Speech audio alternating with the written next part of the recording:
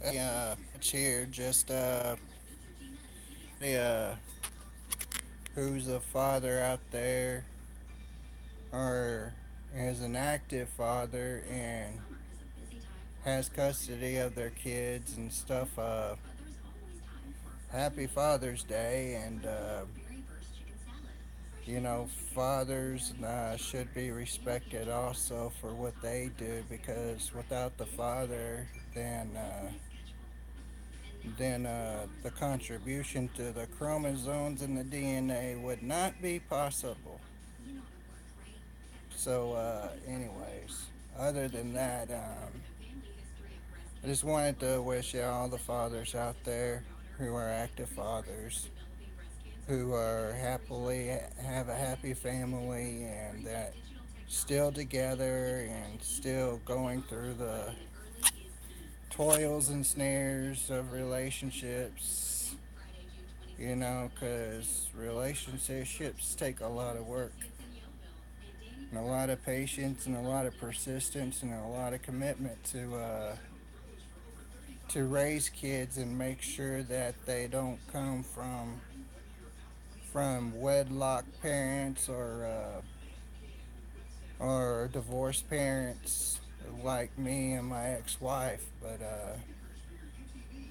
you know, but I had a good Father's Day today. My parents took took me out to a Western Sizzling, a buffet or something like that, and I got to eat lunch with them and stuff like that. Even though I feel like I'm just basically just a single male that's just here, you know. I mean, I know I have a purpose in life, but as far as my biological kids go, I really don't see where I have a purpose anymore since fathers have been changed and set, and adoptive parents being changed and set, and there's really nothing for me, but I still get all the other stuff placed on my lap, like the legal and civil liabilities and everything else, and that hasn't been changed or corrected or, even been modified and stuff. But, you know, I'm a VA disabled veteran, but I only get paid a single man salary plus one dependent, and that one dependent happens to be my youngest out of all my daughters, which was born March the 1st, 2011, which is Kendra, which is 7 years old now. She turned 7 March the 1st of this year, and that's the only one I have on my VA dependent award. But even that child gets cut from me. I mean, it's like it's like my ex girlfriend or my baby mama likes to keep her hidden from me too, and kind of figure if I'm paying child support still, and regardless of what happened in the past with the harassment thing or what have you. I mean, the only reason why I did that is because I felt so strongly, about keeping us together, and so that my oldest daughter or my youngest daughter Kendra could have a father in her life. But I guess because my girlfriend, ex-girlfriend at the time, wanted to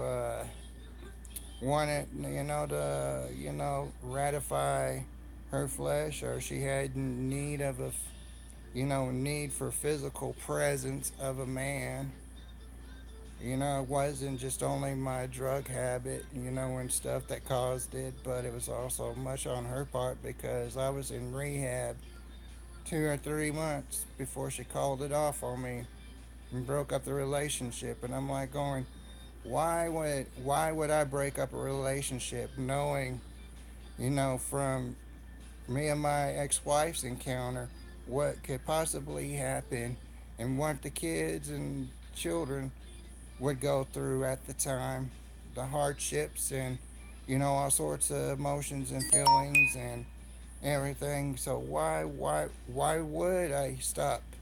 Why would I stop? Trying to make the relationship work. But you know, my ex girlfriend probably blames that on me all the whole entire time too. But there was other stuff that contributed to the downfall of that relationship, and one of them was this drug that I was on, you know, for my mental health, for my mood stabilizer, which was lithium. I don't advise anybody to take lithium because that's bad crap, and that's what probably led to my drug addiction to oh, benzodiazepines. You know, which are just like Valium, but they're found in narcotics that are sleeping pills, or and they're also found in temazepam and some other drugs too, like oh, what's that one that I always get a handful handed to me all the time. It's a benzodiazepine, along with Ativan, and there's another one that I always took, and it wasn't Xanax. I wasn't taking Xanax then. I wasn't popping.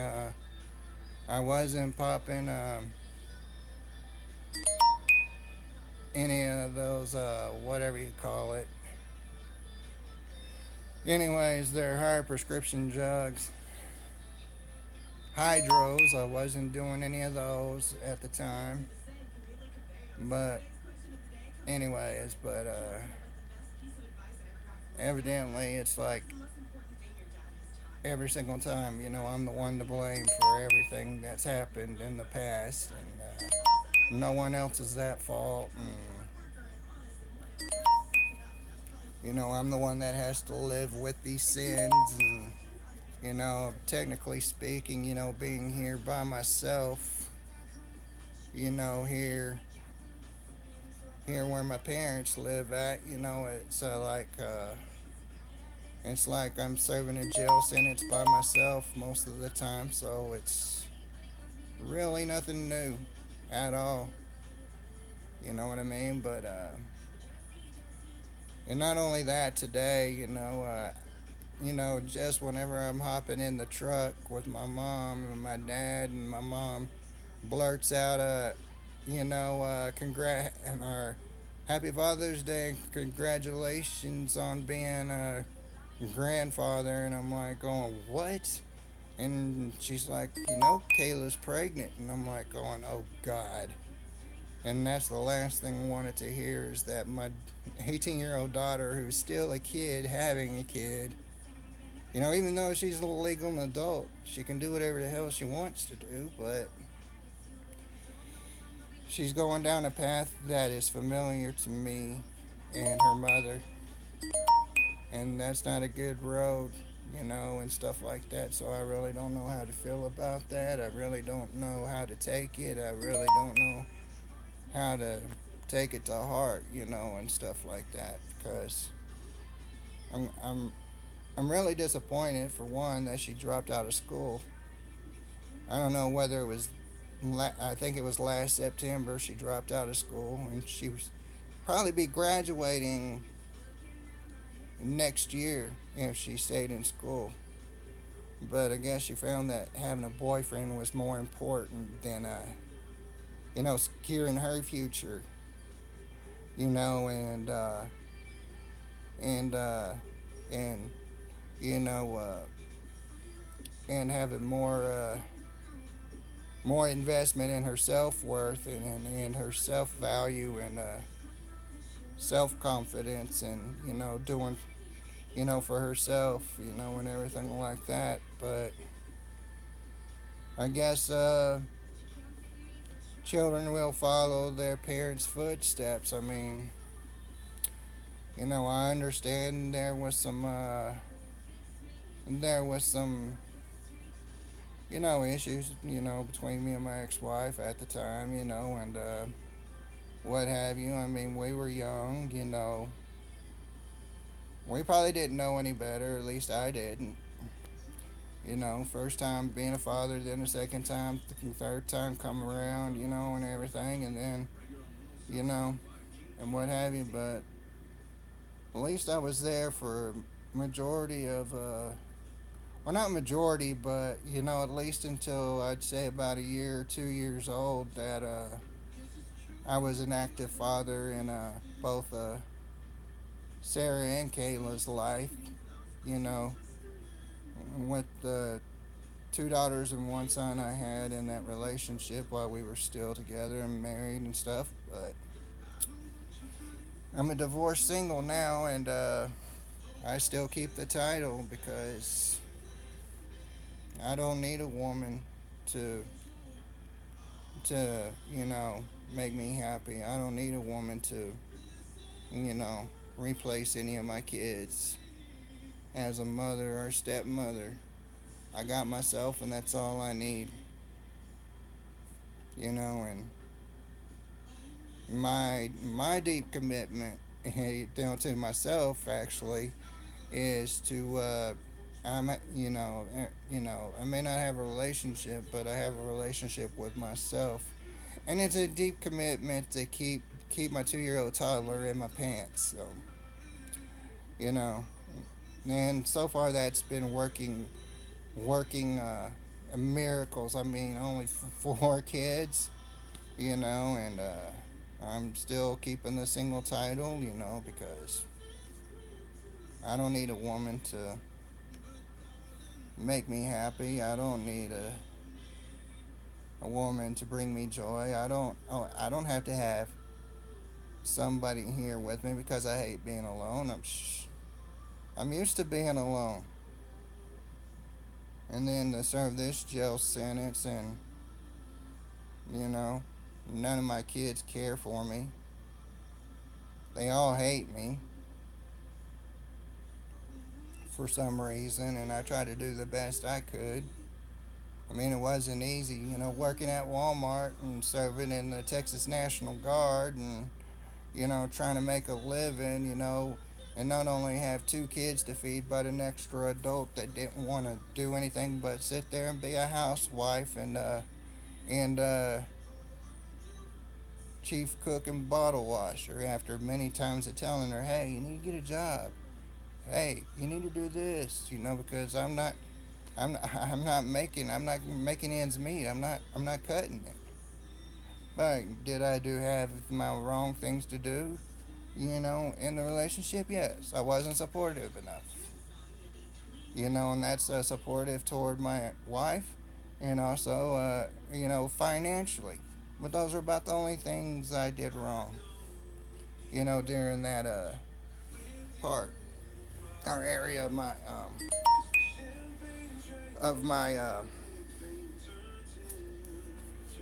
life as a married man. I mean,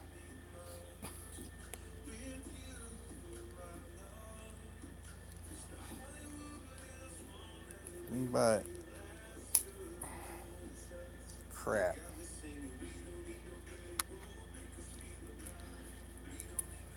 Oh, I stepped on my glasses today. I think I messed them up. So, anyways, I got one side lingering already. But anyways, but this is not, a video to make excuses or plea outs and stuff like that. But I don't feel like a father. You know,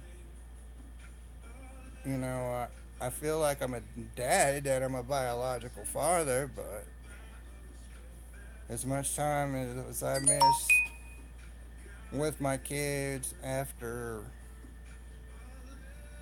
whatever time to, I don't know, I think the most of the time that I missed out on my kids is while I was deployed somewhere, going through training somewhere, or either vice versa. And that's where I missed time with my kids, and then, missed some more after 2009 whenever I set foot back on home soil from Iraq and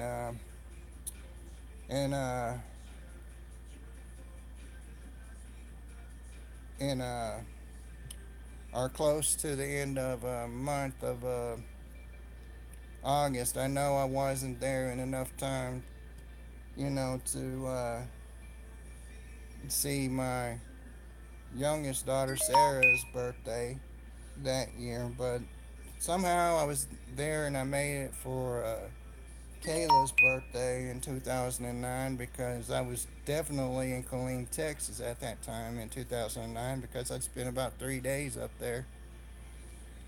Got to see and got to see her, at a motel I was staying at and stuff like that. But anyways, but I don't know, but this hearing that I'm going to be a grandpa and Kayla's pregnant, and that she's totally drawn out of school completely. Which means she's not going to be able to get a diploma, dropped out of school, and you know, I guess college is going to be out of the question, because you can't go to college without a diploma, a high school diploma. So I just see another pattern set, you know, just like her mother and me, at the beginning. But the least I can say is that I didn't lose my virginity until after I was 20 years old. Probably after I was 21, I didn't lose my virginity, and the only person I lost my virginity was to my ex-wife. So